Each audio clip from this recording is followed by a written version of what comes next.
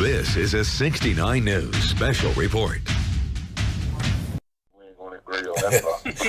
I know our time is running down with you, so I want to give everybody a chance to ask rapid fire questions real quick to you, and you give us, your answer as much as fast as you can. Or I don't want to, I know you got other things to do. Here's my first one. How do you feel about so-called celebrities meeting with Donald Trump, and would you meet with Donald Trump?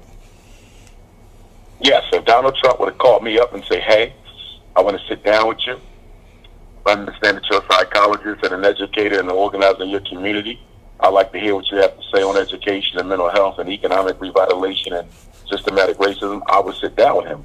Why? Because since the beginning of time, people who are in a hunt to acquire power and improve their condition have always met with the representatives of the system that denies them that power. It would be insane for us not to meet with Donald Trump, because you need to be able to say, we made it very clear what we needed to do, and you did not do it. Does it mean he's going to do it? Absolutely not. But you need to be able to tell the world that we made it clear in no uncertain terms what we needed to be done for us. So that way it can never be said, I wanted to help black folks, but none of them would meet with us. So I didn't have a problem with any of them meeting with Donald Trump. My issue was who he chose to meet with.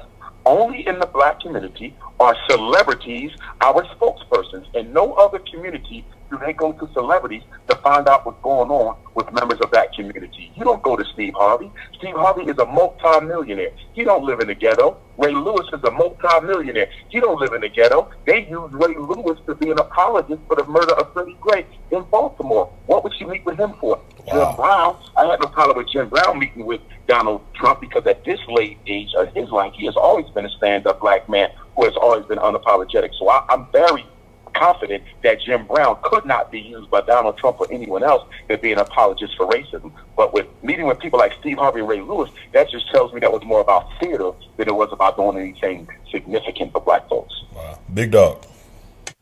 Yeah, if you were president, what policies would you put in place, or I guess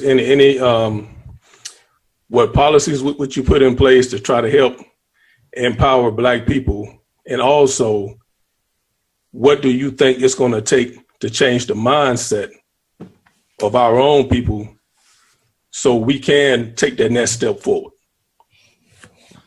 Second question first. I don't have a lot of faith in the current population of black folk in America. I think the 21st century American African is the worst one we've produced on this soil.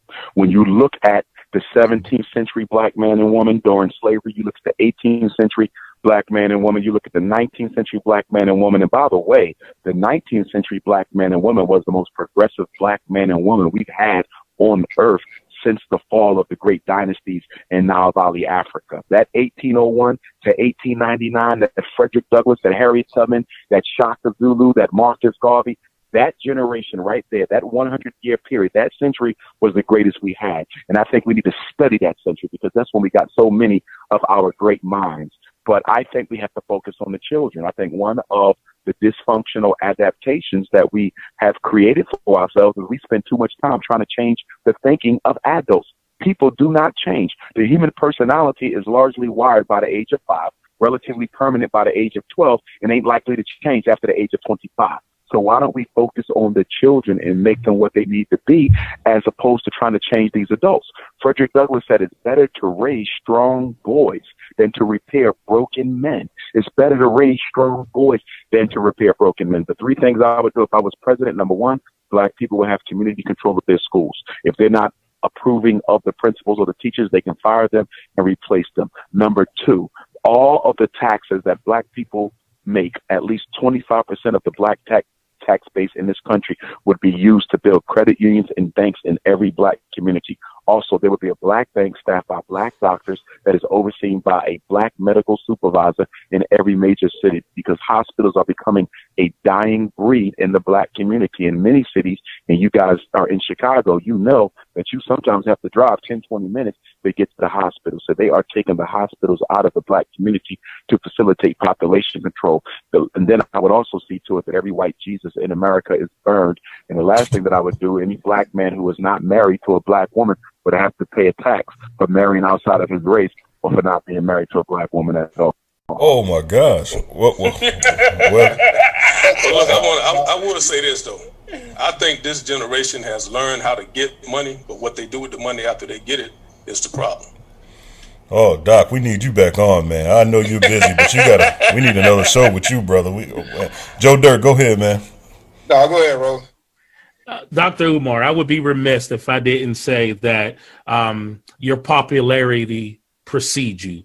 And although you may have sidestepped a couple landmines, this social media monster has been very attacking. How would you say that you deal with the popularity and the weight of being the figure that you have been, being a psychologist, being trained, and also being a black man standing up for your race, although you're not perfect? I'm sorry? I would say that the people have been my sustaining secret source of energy. Whenever I get down, and it is hard out here dealing with black folks trying to destroy you every corner you turn, white folks trying to manipulate your failure. But when you get texts and you get emails and you have elders come up to you at your lectures, I was in Newark yesterday and Atlantic City Friday, and just give you a big hug and encourage you to just keep on going. We're behind you. When you get emails saying you changed my life, you saved my life, you helped me save my child, you got to keep going, because if you inspired me, I know you inspired many more. That's the type of stuff that keeps me going, man, because if there was another Umar Johnson, if there was someone else who had that expertise and that commitment when it comes to the miseducation machine, I would have probably bowed out, because, I could use a break from it all. I'm not really one for the camera and the lights and the action. I didn't know that my opinions were considered to be so revolutionary, left or right of center, that it required all of that additional attention, man. But I could give it up. And to be honest, that's probably the one thing people don't know about me the most, that I could walk away from it today or tomorrow. But my obligation and my love for my people commands that I stay there. That was Dr. Umar Johnson once again coming on Inside the Cave. Doctor, I really appreciate it. One more time, tell everybody where you're going to be at in Chicago and Indianapolis on this coming weekend. Definitely.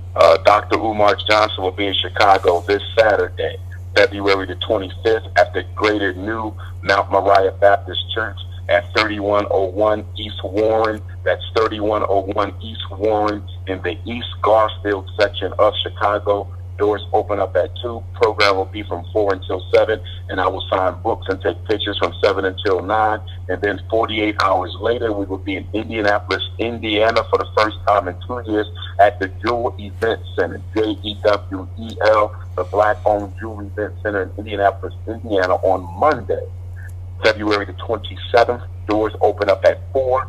Program will be from 6 until 9, and I'll sign books from 9 until 11. And we still have a couple of vendor spots and opening act spots. So if anyone has a talent and would like to showcase it to the community, or if you have some products you would like to sell, you can reach me at drumarjohnson.com, drumarjohnson@yahoo.com, or you can text me at 215-989-9858. Looking forward to coming back to the Midwest and wrapping up 2017 Black History Month tour. And one more time, you said if any black man is with a white woman, what's going to happen? He's going to have to pay a tax for marrying outside of his race. Who said that? Who said that? Doctor, before I let you go, that started out as a joke on this show, that we got a talented guy that knows how to make fake Donald Trump tweets. And that was a tweet that we put out as a spoof from Donald Trump. Who would have thought that you kind of agree with our thinking over here? Wow. I mean, we got to remember something, fellas. All behavior is a consequence of context and consequences. And one of the biggest reasons why we can't get black folks on the same page, because you can't give out no consequences. Who listens to people who cannot give out consequences if they fail to do what they need them to do? Until the black community is able to give out consequences and rewards, it works both ways. Consequences for doing what you're not supposed to do, and then we have to honor and reward those who do what we need them to do. Until we come up with a contingency system on both sides of the scale, it's going to be difficult to get black folks to stand in line. Appreciate you always coming on, and I got to tell you, man, I'm already thinking about part 3. So, no doubt, anytime. Okay. Anytime. That's no problem. This is a 69 News special report.